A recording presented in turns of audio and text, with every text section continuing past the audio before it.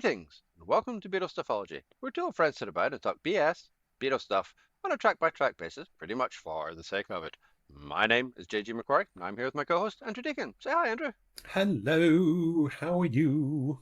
I'm doing all right, thank you. How are you doing? I'm sounding very, very chirpy. I guess I just got back from holiday. Should mention to the many Beatles connections of Athens, Greece, not Athens, Georgia. Athens, Georgia seems to be the first thing that comes up when you type in Athens into some of these old web things. You'd have thought that Athens, Greece would have had slightly more of a prominence, but there you go. Unless it's waiting for your own personal preferences. Maybe, but yeah, and in amongst all the ancient ruins, I did find some Beatles things, although more Talking Heads things, bizarrely.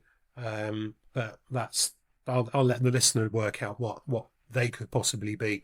But very close to the Acropolis and our hotel, I found a sandal maker that proudly still trumpets the fact that John Lennon bought sandals there in the 60s. Wasn't tempted to go in and have a look. I just sort of thought that maybe much like the that vet in The Simpsons, I might have gone in to find Jimi Hendrix's dog, um, which is a bit of a dated reference for anyone there. But yeah, that was a slightly odd thing to come across. Really, yeah. Although they were all over there in I think '67, not that long after the military junta took control, and sometimes I forget just how many countries in Europe have been under the control of dictatorships in recent times. Obviously, you got Franco in Spain into the '60s. Um, you know, um, Various parts of Eastern Europe, and even after the fall of blimey, where did we get onto this? Even after the fall of communism, lots of problems in what I think we have to officially call the former Yugoslavia. So I don't know why on earth it is around about in the middle of November I'm starting to think about dictatorships, but there you go, there you go. There must be something going on early to mid-November that might remind us of the dangers of, one person holding far too much power and perhaps being inconsistent with it. Yes, I can't imagine to what you're referring, but I'm sure that there is something in there and the detail that I am somehow missing. However, Mm. that's not what we're here to talk about, much though I would be quite happy to talk about dictatorships throughout history. Instead, we are going to talk about Tell Me What You See, which is nominally what we are here to do this week, which we have somehow managed to spend 3 minutes not doing. So let's do that then. What do you think of it? Well, dear listener, if you've managed to trawl through the whole of the last episode on George Harrison's You Like Me Too Much, you'll know that we just constantly got confused about this and that and that and this. And I reckon it's all down to the fact that the titles are remarkably similar. Tell me what you see, you like me too much. There's, 40% similarity in terms of words. Both have 5 words in. They're both kind of similar sentences, and you could argue that there are some similarities with the songs as well. The electric piano, some harmonies going on, slightly forgettable. I was going to say aggressively forgettable, but okay, let's go Well, with that. okay, all right. So in terms of so there's a little bit more going on in terms of percussion here. There's definitely more percussive instruments being used.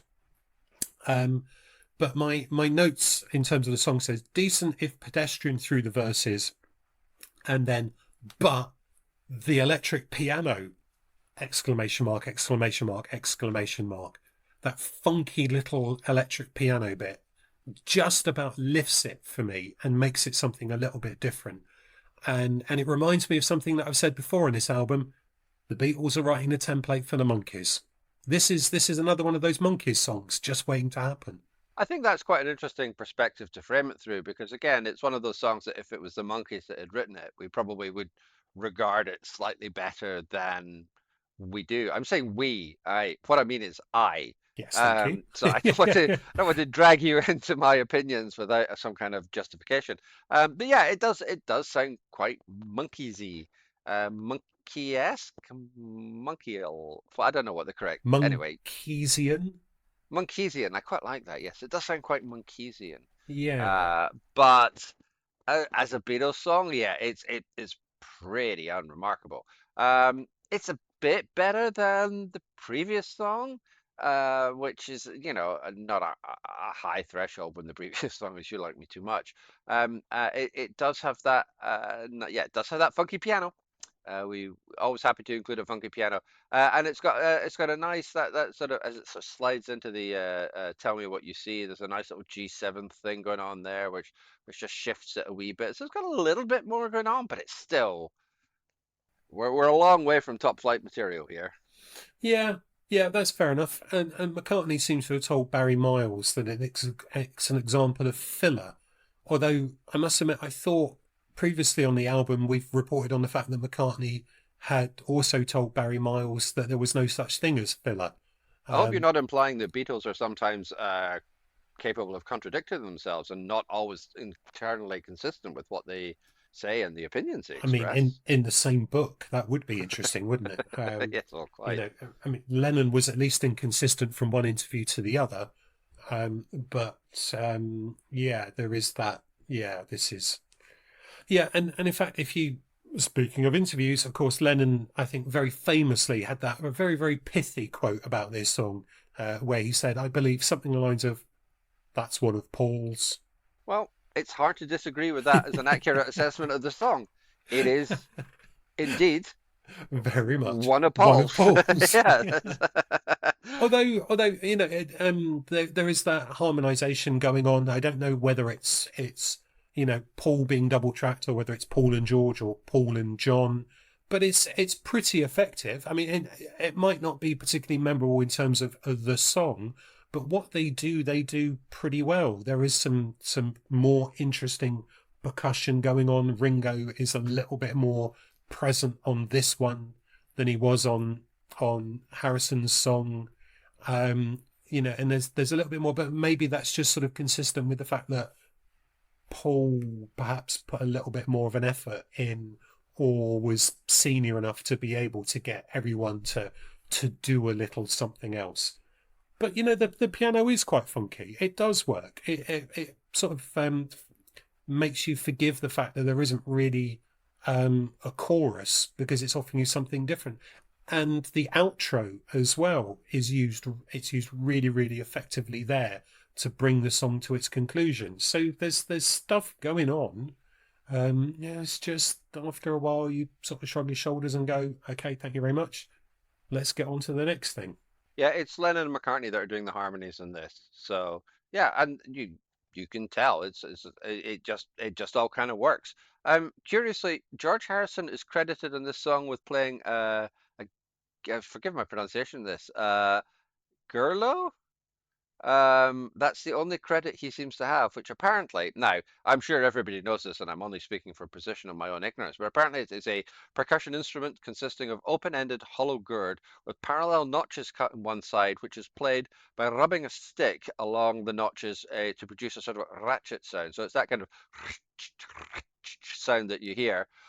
That's George Harrison's contribution to this song. Not even a rhythm guitar. Lovely. But I guess that's slightly unusual. It honestly just sounds like a washboard from the skiffle days, but it's something different. Okay. All right. Well, when we were in Phoenix over the summer, we completely failed to go to the musical instrument museum, and we would have seen a Puerto Rican guiro on display there, apparently, according to Wikipedia. So there we go, listener. I'm filling in time by telling you something that I didn't see in a place where I was, but chose not to. Anyway, yeah. Oh, okay. But that sort of fits in with the whole thing about the percussion, because we've got the let's do the other one, the claves. Yeah, the claves. Yeah, the claves. Yeah, Yeah, there you yeah, yeah. go. So something's happening here today. I'm about to launch into a jam lyric there. So There's also some tambourine. Gosh, I mean, It's all going on. it's not the most interesting thing that you could say about it. Um, I did see someone writing about how it's sort of Latin-esque in terms of its rhythms, which would fit in with that. Um, uh, just trying a Excellent different. pronunciation. I was just trying something different there. But yeah, yeah, we're struggling again. So Yeah. why don't we do what I like to do, and to delve into some of them lyrics, which is where you find some interesting things. There are attempts at being a little bit different in terms of variations on a theme, perhaps. Just to give you an example, we've got big and black, the clouds may be, time will pass away. If you put your trust in me, I'll make bright your day. Now, okay, so it's pretty schoolboy-esque, really, isn't it? And you've got the inverted sentences as well, in order to I make the hate ideas that fit. structure. I I really, know, really dislike it. yeah. I suppose it depends on how much you're investing in it, and if maybe the rest of the song isn't that interesting, you're focused on it a little bit more, so you can then really drive through the hate. But that's the first half of that stanza slash verse. And yeah, it's not great. But the idea that it's, the dark clouds, but I'll brighten up your day is, it's all right, even though it's I'll make bright your day. Oof. Okay. Yeah. But I think what intrigues me is, Lennon's old notion that, when Paul could be asked, he could write some decent lyrics, but most of the time he couldn't be asked. I think McCartney, if McCartney is responsible for these lyrics, found an idea in this song that is both clever and, well, I've written here, seemingly deep and totally vacuous at the same time. So look into these eyes now. Tell me what you see. Okay, so tell me what you see. You see with the eyes. You see the eyes, don't you? And also you see me. Don't you realize now what you see is me? So you've got this. Ooh, seeing can mean different things, because I see you, but at the same time, I also see you. I see the physical you, but I also see the character that is both you and within you. Whoa, man, that's like so doped up, man, in it. Get me? Know what I mean? Yes, it's quite the deep sentiment. Um, And yet not. and yet very, very much not. Yes. It also becomes a bit, I think it becomes a bit whiny towards the end. A bit what? Sorry. Whiny. Oh, whiny. Yeah. Whiny. Whiny. Whiny. Yeah. That whole kind of how can I get through? Can't you see I'm trying to get to you? Can't you? Come on, for God's sake, can you not see what I'm trying to do here? It becomes a bit not sour, but it's just kind of like, yeah, right, come on, pay attention. And I don't really like that turn in the lyric as well. Like the early stuff, like you said, it's a bit schoolboy, it's a bit cheesy, but it's kind of standard stuff. Okay, like the word to see has double meaning. You were using the weather as a metaphor for something, I guess, kind of maybe. If that's if that's not overstretching the point a little bit. Putting the Um, pathetic into pathetic fallacy. well, well, exactly. But then towards the end, it becomes, yeah, a bit whiny, a bit kind of needy. And I'm not really enamored of that development in the lyric. So, bearing in mind we've already alluded to similarities with "You Like Me Too Much," perhaps George would have called this "You Don't Like Me Enough." Yeah, it's exactly that. Because it just feels like it's just pushing things a little bit too far, and it like the I don't know if you'd describe like the early couple of verses as maybe naive, maybe that's too strong. But they have an innocence about them or whatever. But that feels like it kind of falls away to the end, and it just becomes a little bit, yeah, I don't love it. Well, maybe that's sort of in keeping with the relatively quick nature of the writing and recording, I think in the it sense definitely is, that, yes. that maybe he had a couple of vaguely half-worked, relatively decent ideas, but then they realised they needed to get it to just over 2 minutes, and as they didn't have a chorus, they were struggling. So let's put in some funky electric piano, and let's have a third verse. And oh my God, what am I going to say? What am I going to say? Let's fall back on some of this patronizing nonsense, maybe. That could, in fact, be an actual conversation that they had in the studio. Yeah, that wouldn't entirely surprise me, I have to say. Paul, just write some patronizing nonsense. Okay. I'm way ahead of you, mate. Yeah, and beyond that, I don't really know what else there is to discuss about this song. It's very simple. Even the backing vocals kind of are they're not backing vocals, sorry, they're The double track harmonies. vocals. Yeah. They kind of slip. There is something slipshod about it. Like they don't quite come in at exactly the same moments. And there's a slopiness about this, which I think, I mean, partly really speaks to just how quickly this was done, but also just how little care and attention was lavished on it. And if even McCartney is prepared to concede, yeah, it's just filler when he claims that there is no filler, I think that tells you all you really need to know about it. So bear in mind that I've said that my favourite part of the song is the electric piano. I do have a cover version that I want to talk about, and Lovely. one that I actually really like. And yet the one part of the song that doesn't make its way into the cover is anything even remotely close to being the electric piano.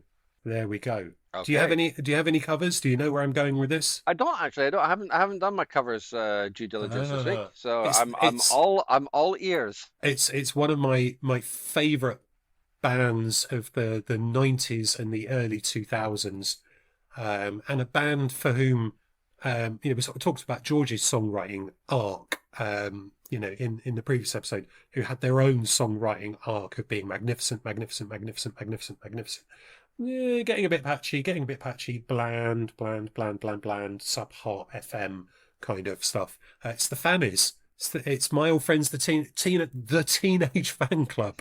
Um, in 2001, I think Uncut magazine put out a compilation of Beatles covers, and a lot of them are ones that had been done elsewhere. But Echo and the Bunnymen did Ticket to Ride, which I can't remember if we mentioned on the Ticket to Ride episode. I can't remember if we can either, but I really like that cover version. I think the Echo and the Bunnymen version is pretty good. Okay, well, it's actually strangely faithful, and I think if we Yeah, did it mention doesn't it, mess it's around with because a lot. it keeps the guitar riff, which is quite interesting because actually this is, as far as I can tell, Teenage Fan Club recording in about 2000 2001, because the sleeve notes on the CD, thank you Amazon for your various pictures, says it was recorded specifically for the compilation. Okay. And checking through, there's an Oasis version of Helter Skelter on there that was recorded live in 2000. So it's not as though the CD was brought out 10 years after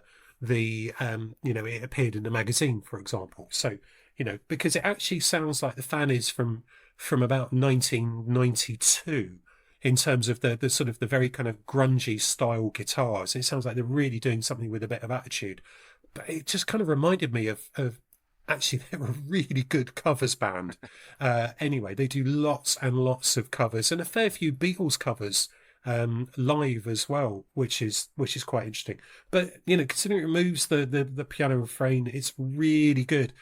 It sounds like something from Bandwagon-esque, and yet it was recorded around the time of Howdy, which for me is their last mostly consistently decent album. Sort of tails off a bit towards the end, but it's got some absolutely fantastic songs on it. Even though it does have one of the worst album covers of all time, although some later Teenage Fan Club album covers are pretty poor, and there's a couple of REM ones that get a bit dodgy too. But anyway, yeah, so I would highly recommend. Highly recommend Teenage Fan Club. Anyway, and I did this morning when driving over to the one major urban metropolis in Dorset, stick on um, not Bandwagon. Oh my God, it's Grand Prix. Thank you very much. The third album, Grand Prix, which is just phenomenal, and had a fantastic time in the car.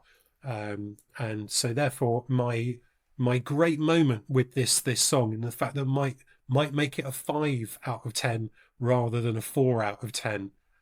It's both the electric piano and the cover version that doesn't have the electric piano, and the fact that it made me dig out some old Teenage Fan Club to listen to, and that put me in a magnificent mood.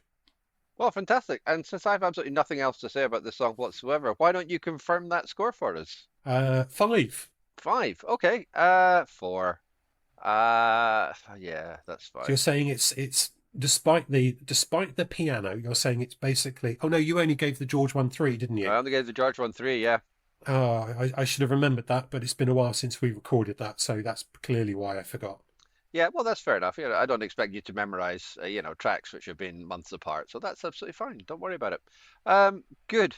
Right. We're done with this, and I am pleased to I'm pleased to report both that and the fact that we've scraped over our 20-minute line. So, let's get out whilst the going is going. You can really get a hold of us. We are on email. We are BeatlesStuffology@gmail.com. We are on what's left of Twitter at Beatles_ology, and we are Beatles Stuffology on Instagram. You can also find my blog at www.jgmcquarrie.scot, where I write about music and TV shows and movies and just like a whole bunch of stuff.